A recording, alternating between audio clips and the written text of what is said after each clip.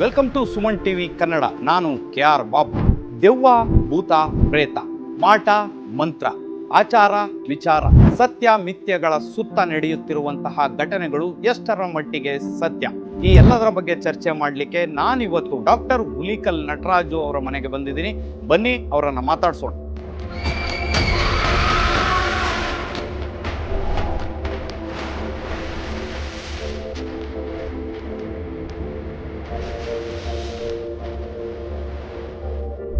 ಪವಾಡ ರಹಸ್ಯ ಬಯಲು ಕಾರ್ಯಕ್ರಮದ ಮೂಲಕ ಗ್ರಾಮ, ಹೋಬಳಿ, ತಾಲೂಕು, ರಾಜ್ಯ, ದೇಶ, ಅಂತಾರಾಷ್ಟ್ರೀಯ ಮಟ್ಟದಲ್ಲಿ ಖ್ಯಾತಿ ಗಳಿಸಿರುವಂಥವರು ಹುಲಿಕಲ್ ನಟರಾಜು ಅವರು. ಇವರು ಮೂಲತಃ ಎಲ್ಲಿಯವರು? ಹುಲಿಕಲ್ ನಟರಾಜು ಅವರು ಪವಾಡಗಳನ್ನು ಬಯಲು ಮಾಡಬೇಕು ಅನ್ನೋ ಕಾನ್ಸೆಪ್ಟ್ ಯಾಕೆ ಅವರಲ್ಲಿ ಬಂತು? ಈ ಎಲ್ಲದರ ಬಗ್ಗೆ ಚರ್ಚೆ ಮಾಡ್ತಾ ಹೋಗೋಣ. ನನ್ನೊಟ್ಟಿಗೆ ಹುಲಿಕಲ್ ನಟರಾಜು ಅವರಿದ್ದಾರೆ. ಸರ್, ಕಾರ್ಯಕ್ರಮಕ್ಕೆ ಸ್ವಾಗತ. ನಮಸ್ಕಾರ sir, basically doctor Hulikal Nataraju ಅವರು ಯಾರು? ಮೂಲತಃ ಎಲ್ಲಿಯವರು? ಅವ್ರಿಗೆ ಏನು, ಅವರ ಪ್ರೊಫೆಷನ್ ಏನು, ಅವ್ರು ಎಲ್ಲಿಂದ ಬಂದರು? ಈ ಎಲ್ಲ ಪ್ರಶ್ನೆಗಳು ವೀಕ್ಷಕರಲ್ಲಿ ಇದಾವೆ. ಸೊ ಇದಕ್ಕೆ ಉತ್ತರ ಹೇಳೋದಾದ್ರೆ ಹೇಳಿ. ಹುಲಿಕಲ್ ಅನ್ನೋದೇ ಒಂದು ಪ್ರಸಿದ್ಧಿ ಆಗಿದೆ ಅಂತ. ಕರ್ನಾಟಕದಲ್ಲಿ ಮುಖ್ಯವಾಗಿ 4 ಹುಲಿಕಲ್ ಬರ್ತವೆ. ಒಂದು ಅತಿ ಹೆಚ್ಚು ಮಳೆ ಬೀಳುವ ಪ್ರದೇಶ ಮಾಸ್ತಿಕಟ್ಟೆ ಹತ್ರ ಇರೋಂಥ ಹುಲಿಕಲ್ಲು. ಇನ್ನೊಂದು ಹಾಸನ ಹತ್ರ ಇರುವಂಥ ಅರ್ಕಲ್ಗೂಡು ಹತ್ರ ಹುಲಿಕಲ್ಲು, ಕಸ್ತೂರಿ ರಂಗಣ್ಣವ್ರವರು. ಮತ್ತೊಂದು ಸಾಲುಮರದ ತಿಮ್ಮಕ್ಕನ ಕೇಳಿದಿರಿ, ಆ ತಿಮ್ಮಕ್ಕನ ಊರೇ ಹುಲಿಕಲ್ಲು, ಮಾಗಡಿ, ಬೆಂಗಳೂರು ಗ್ರಾಮಾಂತರ ಜಿಲ್ಲೆ, ಈಗ ರಾಮನಗರ ಜಿಲ್ಲೆಗೆ ಬಂದಿದೆ. ಎರಡನೇದು ತುಮಕೂರು ಜಿಲ್ಲೆ ತುರುವೇಕೆರೆ ತಾಲೂಕು ಹುಲಿಕಲ್ಲು ಅನ್ನೋದು ನನ್ನೂರು. ಆ ಹುಲಿಕಲ್ ಗ್ರಾಮದಲ್ಲಿ ನಾವೊಂದು ವೃತ್ತಿಗಾಗಿ ದೇವಸ್ಥಾನದ ಪೂಜಾರಿಯಾಗಿ ನಮ್ಮಪ್ಪ ಕೆಲಸ ಮಾಡ್ತಿದ್ರು. 5 ಜನ ಗಂಡು ಮಕ್ಕಳು, 2 ಹೆಣ್ಮಕ್ಳು. ಹುಟ್ಟಿದವರೆಲ್ಲ ಸೇರ್ಕೊಂಡ್ರೆ 12 ಜನ, 1 ಜನ ಆಗ್ತಿತ್ತೇನೋ. 5 ಜನ ಗಂಡು ಮಕ್ಕಳು, 2 ಹೆಣ್ಮಕ್ಳು. ಕಡು ಬಡತನ, ಪೂಜೆಗೇನು ಕೊರತೆ ಇಲ್ಲ, ಅಷ್ಟು ಭಕ್ತಿ ನಮ್ಮಪ್ಪನಿಗೆ.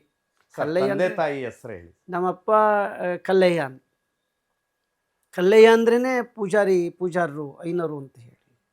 ನಮ್ಮಮ್ಮ ಬಂದು ಸೌಭಾಗ್ಯಮ್ಮ ಅಂತ ಹೇಳಿ. ಅದರಲ್ಲಿ 5 ಜನ ಗಂಡು ಮಕ್ಕಳಲ್ಲಿ ನಾನೇ ಕೊನೆಯವನು.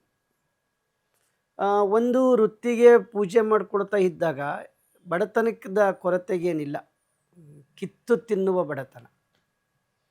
ಒಂದು ಸರಿ ಮಳೆ ಬಂದರೆ ಎಲ್ಲ ಕಡೆ ನಾವು ನಿಂತ್ಕೋಬೇಕಾಯ್ತು ಪಾತ್ರೆಗಳನ್ನ ಹಿಡ್ಕೊಂಡು. ಆಮೇಲೆ ಗುಡಿಸ್ಲು, ಒಂದು ಹೋಟ್ಲು ಮಾಡಿಕೊಂಡ್ರು ಅಮ್ಮ, ಪೂಜೆಯಿಂದ ಏನೂ ಆಗಲ್ಲ ಅಂತ ಹೇಳಿ ಒಂದು ಗುಡಿಸ್ಲು. ಈಗಲೂ ನೀವು ಈವನ್ ಟುಡೇ ಹುಲಿಕಲ್ಗೆ ಹೋದರೆ ಆ ಹೋಟ್ಲು ನಮ್ಮ ಅಣ್ಣ ಜಗದೀಶ ಮಾಡ್ತಾಯಿದ್ದ, ಅವನು ಸತ್ತೋಗ್ಬಿಟ್ಟಿದ್ದಾರೆ.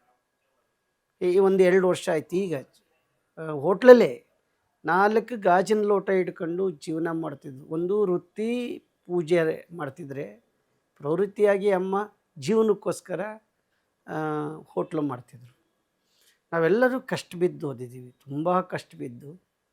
ಬಡತನದ ಬೇಗೆ ಇದ್ದರೂ ಕೂಡ ನಮ್ಮನ್ನು ಶಿವಗಂಗೆಯನ್ನ, ಈಶ್ವರನ, ಜಗದೀಶನ ಸಿದ್ಧಗಂಗಾ ಮಠಕ್ಕೆ ಹಾಕಿದ್ರು ಅಮ್ಮ. ಅಲ್ಲೂ ಓದಿದ್ರು. ನಾನು ಸಿದ್ಧಗಂಗಾ ಬ್ರ್ಯಾಂಚಲ್ಲಿ ತಂಡಗದಲ್ಲಿ ಓದಿ, ಆಮೇಲೆ ಅಣ್ಣ ನನಗೆ ಓದಿಸಿದ್ರು. ಇದೆಲ್ಲವೂ ನಡ್ಕೊಂಡು ಬರ್ತಾ ಇತ್ತು. ಓದಬೇಕು, ನಾವೇನಾರು ಒಂದು ವೃತ್ತಿಗೆ ಸೇರಿಕೊಳ್ಬೇಕು ಅಂತ. ಯಾಕೆಂದರೆ ನಾನು ಓದಬೇಕಾದ ಪ್ರೈಮರಿಲಿದ್ದಾಗಲೇ ಒಂದು ಬೆಳಗ್ಗೆ ಎದ್ದು 4 ಗಂಟೆಗೆ ಎದ್ದೇಳಬೇಕು. ಅಲ್ಲಿ ಅಮ್ಮನಿಗೆ ನೀರು ತಂದು ಸೇದಿ ಕೊಡಬೇಕು ಬಾವಿಯಿಂದ. ಪಾತ್ರೆಗಳೆಲ್ಲ ಬೆಳಗಬೇಕು. ಒಂದು ಊರಿಗೆ, ಕಣ್ತೂರಿಗೆ ಅಥವಾ ತಂಡಕ್ಕೊಂದಿಸಿ ಹೋಗಿ ಹಾಲು ತರಬೇಕು. ತಂದು ಆದಮೇಲೆ ಮತ್ತೆ ನಾನು ತಿಂಡಿ, ಹೋಟ್ಲಲ್ಲಿರುತ್ತೆ ಅಥವಾ ಮನೇಲಿರುತ್ತೆ, ತಿಂಡಿ ತಿಂದ್ಕೊಂಡು ಸ್ಕೂಲ್ಗೆ ಹೋಗ್ಬೇಕು. ಸ್ಕೂಲಿನಿಂದ ಬಂದೇಟಿಗೆ ಮತ್ತೆ ಹೋಟ್ಲಲ್ಲಿ ಪಾತ್ರೆಗಳೆಲ್ಲ ಕಟ್ಟೆ, ಅಲ್ಲಿ ಮುಂದ್ಗಡೆ ಕಟ್ಟೆ ಇತ್ತು, ಅಲ್ಲಿ ಪಾತ್ರೆಗಳೆಲ್ಲ ತಿಕ್ಕಬೇಕು, ವ್ಯವಸ್ಥೆ ಮಾಡೋ, ಕ್ಲೀನ್ ಮಾಡಬೇಕು. ಆಮೇಲೆ ಓದ್ಕೊಂಡು ಕೂತ್ಕೋಬೇಕು. ಬುಟ್ಟಿ, ಸೀಮೆಎಣ್ಣೆ ಬುಟ್ಟಿನಲ್ಲಿ ಓದಬೇಕು. ಇನ್ನು ಶನಿವಾರ ಭಾನುವಾರ ಬಂದೇನೋ ರಜೆ ಇರುತ್ತೆ ಅಂದರೆ ಇಲ್ಲ, ಹಂಚಿಕಡ್ಡಿ ವ್ಯಾಪಾರ ಮಾಡಿಸೋರು ಅಮ್ಮ. ಸೈಕಲಲ್ಲಿ ಎಲ್ಲ ಹಳ್ಳಿ, ಮಾವನಹಳ್ಳಿ, ಕಣ್ತೂರು, ಬೇವನಹಳ್ಳಿ, ಸೋಪನಹಳ್ಳಿ, ಗಂಗನಹಳ್ಳಿ, ಅರೆಮನೆನಹಳ್ಳಿ, ವಿಠಲದೇವ್ರಹಳ್ಳಿ, ಬ್ರಹ್ಮದೇವ್ರಹಳ್ಳಿ, ಇಲ್ಲೆಲ್ಲ ಹೋಗಿ ಹಳ್ಳಹಳ್ಳಿಗೆ ಹೋಗಿ ಹಂಚಿಕಡ್ಡಿ ವ್ಯಾಪಾರ ಮಾಡ್ತೀವಿ. ಇಷ್ಟೆಲ್ಲ ಇದ್ದರೂ ಕೂಡ ನನಗೆ ರಾತ್ರಿ 10 ಗಂಟೆ ಮೇಲೆ 9-9:30 ಬಸ್ ಬಂದು ನಿಂತ್ಕೊಳ್ಳೋದು. ಆ ಬಸ್ಸನ್ನು ಕಸ ಗುಡಿಸ್ತಾ ಇದ್ದೆ. ಅದರಲ್ಲಿ 4 ಕಾಣಿ ಕೊಡೋರು ಬಸ್ ಕಂಡಕ್ಟ್ರ್. ಆಮೇಲೆ 1 ಪೈಸೆ 5 ಪೈಸೆ ಎಲ್ಲ ಸಿಕ್ಬಿಡೋದು. ಒಂದೊಂದ್ಸರಿ ಬಿದ್ದೋಗಿರೋದು ಕಸ ಗುಡಿಸ್ಬೇಕಾದಾಗ. ಅವ್ರು ಎಷ್ಟೋ ಜನ ಕುಡುಕರು ಬಸ್ಸಲ್ಲಿ ಬರೋ ಕುಡಿದು ವಾಂತಿ ಮಾಡ್ಕೊಂಡಿದ್ರು. ಅದೆಲ್ಲದನ್ನು ಕ್ಲೀನ್ ಮಾಡಿದ್ದೀನಿ, ಮಣ್ಣಾಕಿ ಕ್ಲೀನ್ ಮಾಡಿ. ನನಗೇನು ನಾಲ್ಕಣಿ ಬರುತ್ತೆ. ಆಮೇಲೆ ಆ ಡ್ರೈವರ್ ಕಂಡಕ್ಟ್ರು ಸಿದ್ದಪ್ಪನವರು, ಅವರು ಈಗಲೂ ಹೆಸರಿದೆ ಸಿದ್ದಯ್ಯ ಡ್ರೈವರ್ ಬರೋರು, ಅವರೆಲ್ಲ ಊಟ ಮಾಡಿ ಸ್ವಲ್ಪ ಊಟ ಕೊಡೋರು. ನಾವು ಅನ್ನ ಕಂಡವರಲ್ಲ, ರಾಗಿ ರೊಟ್ಟಿ ಈ ಥರದ್ದು ಬಿಟ್ಟರೆ ಇನ್ನೇನು ಕಂಡು ಅಂಥವ್ರಲ್ಲ. ಬೆಳಗ್ಗೆ ಆ ಎದ್ರೆ ಮುದ್ದೆ ರೊಟ್ಟಿ, ಆಮೇಲೆ ಮೊಸರುದು ರೊಟ್ಟಿ, ಅನ್ನ ಹಾಕ್ಕೊಂಡು ತಿನ್ನೋಂಥ ಹುಳ್ಳಿಕಾಳು ಚಟ್ನಿ ಎಲ್ಲ. ಆಮೇಲೆ ಅದು ಅನ್ನ ಕೊಟ್ಬಿಟ್ರೆ ಊರಿಗೆ ತುರುವೇಕೆರೆಯಿಂದ ಊಟ ತರೋರು, ಅವರು ಉಳಿದಿದ್ದು ಅನ್ನ ಕೊಡೋರು, ನಮಗೆ ಖುಷಿಯಾಗಿ ತಿಂತಾಯಿದ್ವಿ. ಹಂಗೆ ಕಷ್ಟವಿದ್ದು ಸೈಕಲ್ ತೊಗೊಂಡು ಅದರಲ್ಲೇ 8th 9th 10th 8th 9th ಅಲ್ಲಿ ಓದಿ 10th ನಾಗಮಂಗಲಕ್ಕೆ ಬಂದು TCH ಮಾಡಿದೆ. TCH ಮಾಡಿದ ಮೇಲೆ ಮತ್ತೆ ಕೆಲಸ ಹುಡುಕೊಂಡು ಹೊರಟ್ವಿ. ಕೆಲಸ ಹುಡುಕೊಂಡು ಹೊರಟಾಗ ನನಗೆ ಒಂದು ಪ್ರೈವೇಟ್ ಸ್ಕೂಲಲ್ಲಿ ಸ್ವರ್ಣಾಂಬದಲ್ಲಿ ಫಸ್ಟ್ ಸಿಕ್ಕಿದ್ದು ಕುಣಿಗಲಲ್ಲಿ, ಬರೀ 15 ರೂಪಾಯಿ ತಿಂಗಳಿಗೆ ಸಂಬಳ. ಆಗ ನಾವು ಹುಲಿಕಲ್ಲು ಅದು ಬಿಟ್ಟರು, ಹುಲಿಕಲ್ಲಲ್ಲಿ ನಮ್ಮ ಅಪ್ಪನ ಹೆಸರೇ ಮಿಠಾಯಿ ಕಲ್ಲಯ್ಯ ಅಂತ. ಮಿಠಾಯಿ ಕಲ್ಲಯ್ಯ ಅಂದರೆ ಯಾವ್ಯಾವ ಜಾತ್ರೆ ಬರುತ್ತೋ ಅಲ್ಲಿ ಮಿಠಾಯಿ ಅಂಗಡಿ ಇಡ್ತಿದ್ರು, ಸ್ವೀಟ್ ಅಂಗಡಿ. ಅಷ್ಟು ಜೊತೆಲಿ ನಾವು ವ್ಯಾಪಾರ ಮಾಡ್ತಿದ್ದಾಗ ನಂಜಪ್ಪ ಅನ್ನೋರು AEO ಆಗಿದ್ರು. ಅವಾಗ ವ್ಯಾಪಾರ ಮಾಡಿದ್ರು. ನನ್ನ ಹತ್ರ ಬಂದು, ಏನು ಮಾಡ್ತಾಯಿದ್ದೀಯೋ ಅಂದರು. TCH ಆಗಿದೆ, ವ್ಯಾಪಾರ ಮಾಡ್ತಾಯಿದ್ದೆ. ನೀನು ಇಲ್ಲಿದ್ದರೆ ಬರೀ ವ್ಯಾಪಾರ ಮಾಡ್ಕೊಂಡಿರ್ತೀಯ ಅಂಗಡೀಲಿ, ಅದು ಈಗಲೂ ಹೇಳ್ದಂಗಿದೆ. ವ್ಯಾಪಾರ ಮಾಡೋದು ಸೋಮವಾರ ದಿವಸ ಬೆಳಗಿನ ಜಾವ 5:30 6 ಗಂಟೆ. ಅವರು 6:15 ಬಸ್ಗೆ ಹೋಗ್ಬಿಡ್ಬೇಕು. ಅವರು ಮಿಠಾಯಿ ಎಲ್ಲ ತಗೊಳ್ತಾವ್ರೆ, 1 kg ಅದು ಕೊಡು ಇದು ಕೊಡು ಅಂತೇಳಿ. ಏನು ಮಾಡ್ತಾಯಿದ್ದೀಯ ಹಿಂಗೆ ಅಂತ ಹೇಳಿ. ಏನು ಬೇಡ, ಬಿಟ್ಬಿಟ್ಟು ಬಾ ನೀನು, ಕುಣಿಗಲಲ್ಲಿ ಒಂದು ಸ್ಕೂಲ್ ತೋರಿಸ್ತೀನಿ, ಹೋಗಿ ಸ್ಕೂಲ್ಗೆ ಹೋಗಿವಿ ಅಂದರು. ಬಹುಶಃ ನಿಮ್ಮ ಬದುಕಲ್ಲಿ ಒಂದು ಬದಲಾವಣೆ ಕಂಡಿದ್ದು. ಬಹುಶಃ ನಿಮ್ಮ ಬದುಕಲ್ಲಿ ಒಂದು ಮೊದಲನೇ ಮೆಟ್ಲು ಅಂತ ಸಿಕ್ಕಿದ್ದೆ AEO ನಂಜಯ್ಯ. ಆಮೇಲೆ ಆ ನಂಜಪ್ಪ ತಗೊಂಡು ಹೋಗ್ತಿದ್ದು. ನಾನು ಹೊರಟ್ಬಿಟ್ಟೆ, ಜಾತ್ರೆ ಎಲ್ಲ ಮುಗಿಸ್ಕೊಂಡು ಹೊರಟ್ಬಿಟ್ಟೆ. 15 ರೂಪಾಯಿ ಸ್ವರ್ಣಾಂಬ ಸ್ಕೂಲ್ಗೆ. ಆಮೇಲೆ ಅವರೇ ಯೋಚನೆ ಮಾಡಿ, ಬರೀ 15 ರೂಪಾಯಿಗೆ ಏನು ಮಾಡ್ತಾಯಿದ್ದೆ ನಟರಾಜ್ ಅಂತ ಹೇಳಿ ಅವರಿಗೆ ಪ್ರಮೋಷನ್ ಆಯಿತು EO ಆಗಿ ತುಮಕೂರಿಗೆ ಹೋದಾಗ, ಇಲ್ಲಿ ದೊಡ್ಡಬಳ್ಳಾಪುರದಲ್ಲಿ ಒಂದು ವಿವೇಕಾನಂದ ಸ್ಕೂಲ್ ಇದೆ, ಏಡೆಡ್ ಸ್ಕೂಲ್, ನೀನು ಹೊರಟ್ಬಿಡ್ಬೇಕು ಬಾಯಿಲಿ ಅಂತ ಹೇಳ್ಕರೋದು. ಎಷ್ಟು ಆಸಕ್ತಿ ಇತ್ತು. ಅವ್ರ ಮಕ್ಕಳಿಗೆ ನಾನು ಪಾಠ ಮಾಡ್ತಿದ್ದೆ. ಆಗ ಅವರು ಅಲ್ಲಿಂದ ನಾನು ತುಮಕೂರಿಗೆ ಬಂದೆ. ತುಮಕೂರಿಂದ ಮುದ್ಲಿಂಗನಹಳ್ಳಿಗೆ ಬಂದೆ. ದೊಡ್ಡಬಳ್ಳಾಪುರಕ್ಕೆ ಬರೋಕ್ಕೂ ನನ್ನ ಹತ್ರ ದುಡ್ಡಿರಲಿಲ್ಲ.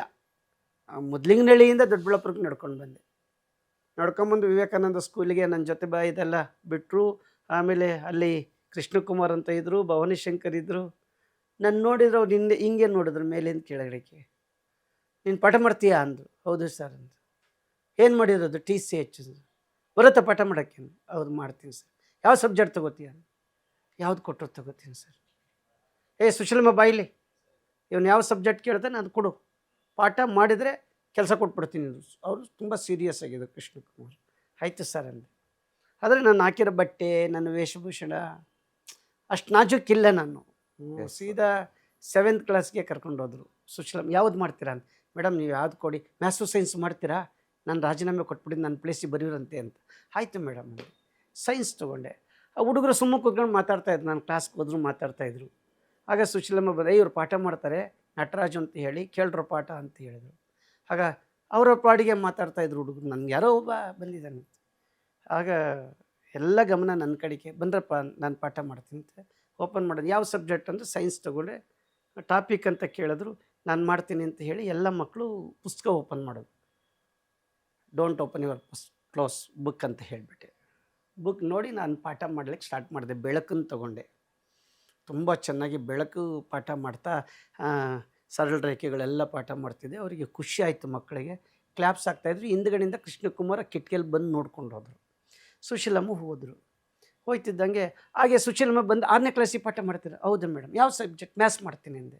ನನಗೆ ಸೈನ್ಸ್ ಮ್ಯಾಥ್ಸ್ ಅಂದರೆ ಎತ್ತಿದ ಕೈ.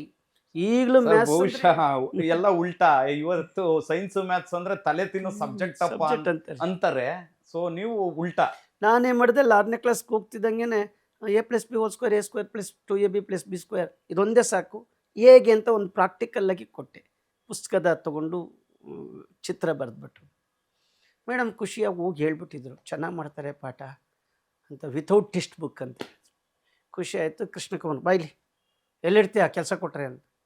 ಇನ್ನೂ ರೂಮ್ ಗೊತ್ತಿಲ್ಲ ಸರ್, ಇಲ್ಲೇ ಸ್ಕೂಲಲ್ಲಿ ಉಳ್ಕೊತೀನಿ ಅಂತ. ಆಯಿತು ಅಂತೇಳಿ ಪಕ್ಕದ ಕೆಳಗಡೆ, ಆ ಸ್ಕೂಲಲ್ಲೇ ಕೆಳಗಡೆ ಒಂದು ರೂಮ್ ಇತ್ತು, ಕೊಟ್ಟರು. ಸೆಲೆಕ್ಟೇ ಆಗೋಯ್ತು. The second step of your life Krishnakumar and Bhavani Shankar. Yes.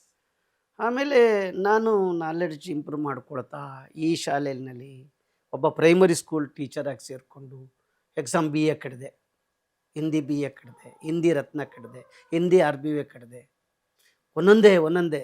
ಆಮೇಲೆ ಹಿಂದಿ B.Ed ಮಾಡಲೇಬೇಕು, ನಾನು ನಾಲೆಡ್ಜ್ ಇಂಪ್ರೂವ್ ಮಾಡ್ಕೋಬೇಕು, ಇಂಗ್ಲೀಷ್ ನಾಲೆಡ್ಜ್ ಇಂಪ್ರೂವ್ ಮಾಡಬೇಕು, ಸೈನ್ಸು. ನನಗೆ ಯಾಕೆ ಅಂದರೆ ಆ ಸ್ಕೂಲಿಗೆ ನಾನು ಹೋದರೆ ಹುಡುಗರು ಖುಷಿ ಪಡೋರು. ಹಾವಿನ ಪಾಠ ಮಾಡಬೇಕು, ಹಾವನ್ನೇ ಹಿಡ್ಕೊಂಬರಿವೆ ನಾನು. ವಾವ್.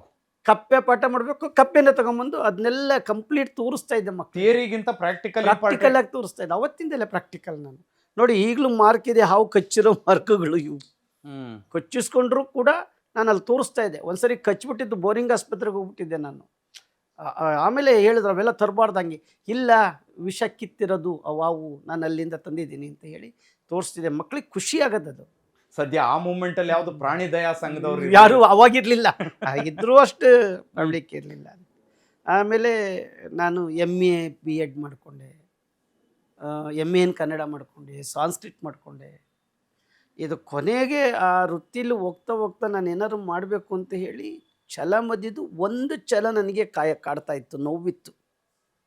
ಏನು ನೋವು ಅಂತಂದರೆ, ನಾನು 7th ಇದ್ದಾಗ ನಮ್ಮಮ್ಮನ ಮೇಲೆ, ನಮ್ಮಮ್ಮ ದೇವ್ರ ನಂಬರು, ತುಂಬ ದೇವ್ರು ನಂಬ್ತಿದ್ರು.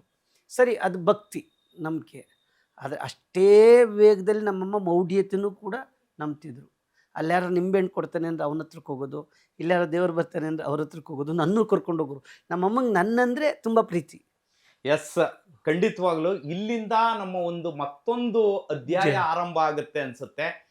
ಎಸ್, ಹುಲಿಕಲ್ ನಟರಾಜು ಅವರ ವೃತ್ತಿ ಬದುಕಿನಲ್ಲಿ ಏನೇನಾಯಿತು, ಅವರ ಜೀವನ ಯಾವ ರೀತಿ ಇತ್ತು, ಕಡು ಬಡತನದಲ್ಲಿ ಅವರು ಬೆಳೆದು ಇವತ್ತು ಒಂದು ದೊಡ್ಡ ಮಟ್ಟದಲ್ಲಿ ಅಂತಾರಾಷ್ಟ್ರೀಯ ಪ್ರಶಸ್ತಿಗಳನ್ನು ಪಡೆಯುವಂತಹ ಮಟ್ಟಕ್ಕೆ ಬೆಳೆದಿದ್ದಾರೆ ಅಂದರೆ ನಿಜಕ್ಕೂ ಅವರ ಬದುಕಿನ ಹಾದಿ ಇದೆಯಲ್ಲ, ಅದು ಸಾಕಷ್ಟು ಸುಲಭ ಆಗಿರಲಿಲ್ಲ. ಸೊ ಈ ಎಲ್ಲದರ ಬಗ್ಗೆ ಚರ್ಚೆ ಮಾಡೋಣ. ಅದರಲ್ಲೂ ಪ್ರಮುಖವಾಗಿ ಅವರಿಗೆ ಒಂದು ನೋವು ಕಾಡ್ತಿತ್ತು ಅಂತ ಹೇಳಿದ್ರು.